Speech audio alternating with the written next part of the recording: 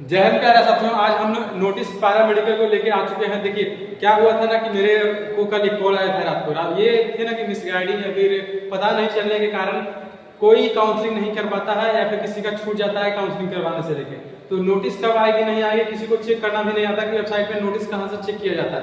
तो आज से हम एक सीरीज ला रहे हैं जिसमें से अगर पैरा मेडिकल से संबंधित कोई भी नोटिस आएगी बीसीईसी बोर्ड की तरफ से, जो कि डिप्लोमा का एग्जाम कंडक्ट करवाता है, उसका एक पार्ट होता है डीसीईसी। तो उसके अंतर्गत पैरा मेडिकल में चाहे इंटर लेवल का हो, मैट्रिक लेवल का हो, और उसके अंतर्गत जो भी कोर्स आती है एएनएम, जीएनएम, ओटी या फिर डेंटल, जितना भी कोर्स होगा ना उसके संबंधित कोई नोटिस अगर बीसीईसी बोर्ड जारी करता है तो उस नोटिस को हम आप तक पहुंचाएंगे ताकि आप मिसगाइडिंग की वजह से पीछे ना हो जाए। होता क्या है कि लगभग स्टूडेंट एक साल मेहनत करने के बाद एंट्रेंस एग्जाम देते हैं और एंट्रेंस एग्जाम देने के बाद जब काउंसलिंग नहीं होता है तो उसका एक साल का मेहनत बर्बाद हो जाता है, फिर से उसको एग्जाम देना पड़ता है और एक साल वो पीछे हो जाता है। एग्जाम में ये भी होता है एंट्रेंस में कि बहुत बार सफल भी हो जाते हैं तो कई किसी कारण से कंपटीशन कभी हार ये सब होने के कारण बहुत बार असफल भी हो जाते हैं, क्योंकि इसमें फिक्स नहीं होता है कि कब कैसा रैंक रहा क्वेश्चन के हिसाब से या फिर कैसा मेरिट लिस्ट जारी हो रहा है, कितने स्टूडेंट उस एग्जाम में बैठ रहे हैं, उसके आधार पर रैंकिंग जो होता है ऊपर नीचे हो जाता है। मैंने बहुत सारे स्टूडेंट को देखा है जो कि अगर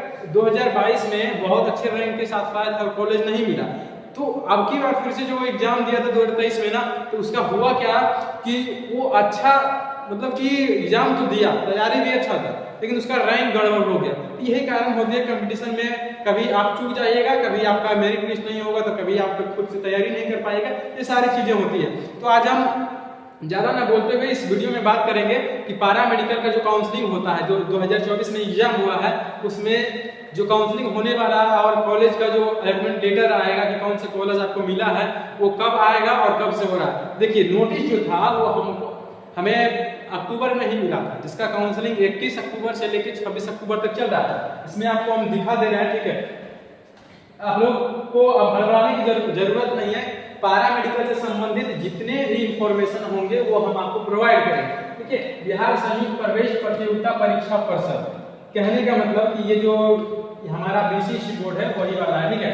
अब इसमें आईएएस संघ भवन पटना हवाई अड्डा के निकट पटना 14, यानी पटना का जो वार्ड नंबर 14 है वहां पे इसका ऑफिस पड़ता है और ये हमारा इसका वेबसाइट का लिंक है। अगर आपको कोई नोटिस चाहिए होगा तो आप यहाँ पे bccboard.bihar.gov.in पे जाके गूगल से साइन कीजिए, क्रोम पे साइन कीजिए, पता चलेगा वहाँ पे नोटिस बोर्ड सारे जो लिंक होते हैं दिए रहते हैं। नहीं नोटिस को देख पाते हैं तो वो चीज हम आपको आपसे दे देंगे। देखिए क्या है कि 27/10/2024 ये जो नोटिस है 27 अक्टूबर को आया था, लेकिन पहला जो हमारा अलॉटमेंट लेटर के लिए जो काउंसलिंग होने वाला था वो हुआ था हमारा 21 अक्टूबर से लेकर 26 अक्टूबर के बीच, लेकिन उसका अलॉटमेंट लेटर जो जारी होने वाला था वो 1 तारीख से 6 तारीख के बीच में, नवंबर में। कब?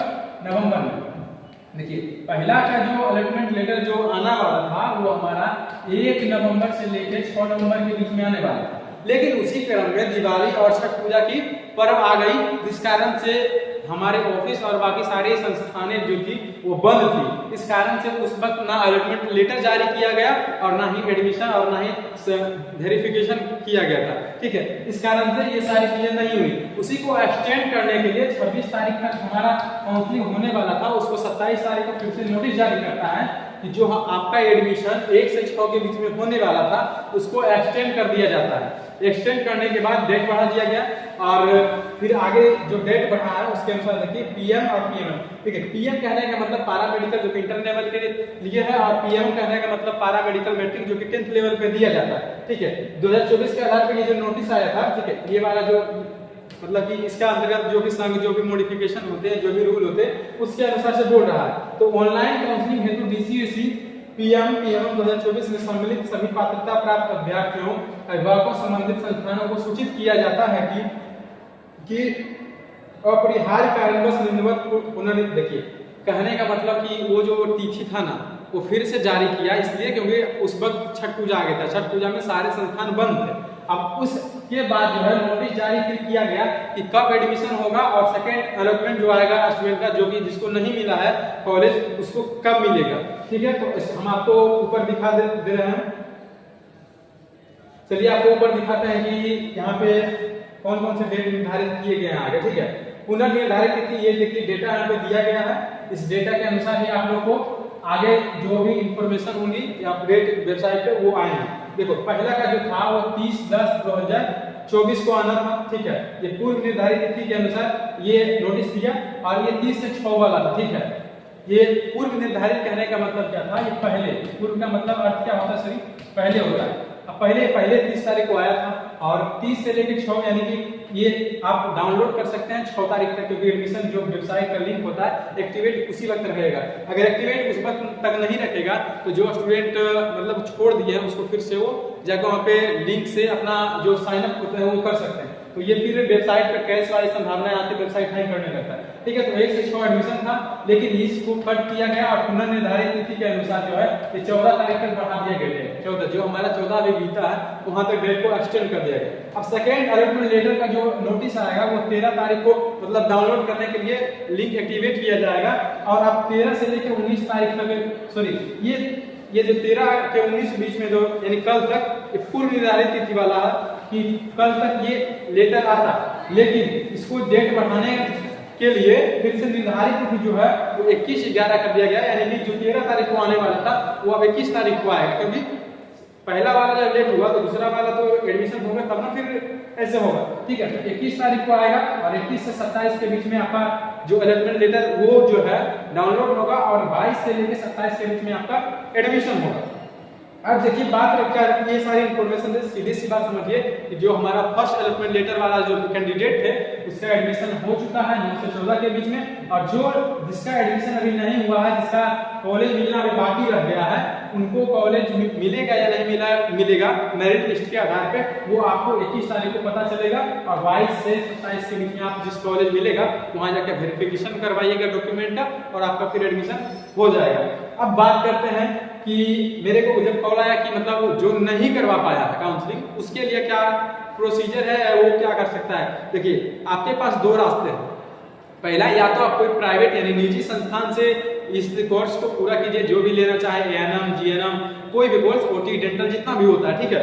लेकिन अगर चाहते हैं कि हमको सरकारी संस्थान चाहिए और आपको मेरिट लिस्ट के अनुसार आपका रैंक अच्छा है, तो एक मौका आपके पास बचा हुआ है जो कि मोपअप काउंसलिंग वाला होता है। क्या? Mop-up counselling. ये जो काउंसलिंग होता है ना, जैसे कि जो स्टूडेंट बच गए हैं उसके लिए अब पहला लेटर दूसरा लेटर में एडमिशन हो जाता है, लेकिन बहुत सारे सीट कॉलेज में खाली बच जाती है। अब वही सीट को फिर से फिल करने के लिए स्टूडेंट को मौका दिया जाता है मोपअप का।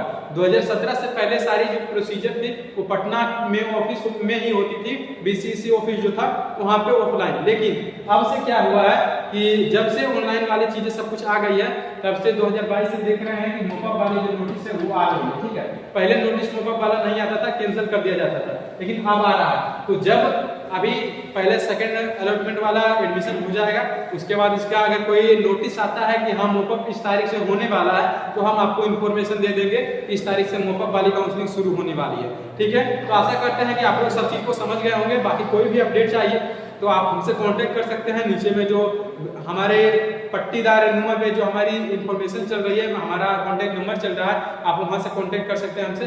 जरूर हम आपकी कुछ ना कुछ हेल्प करने का प्रयास करेंगे।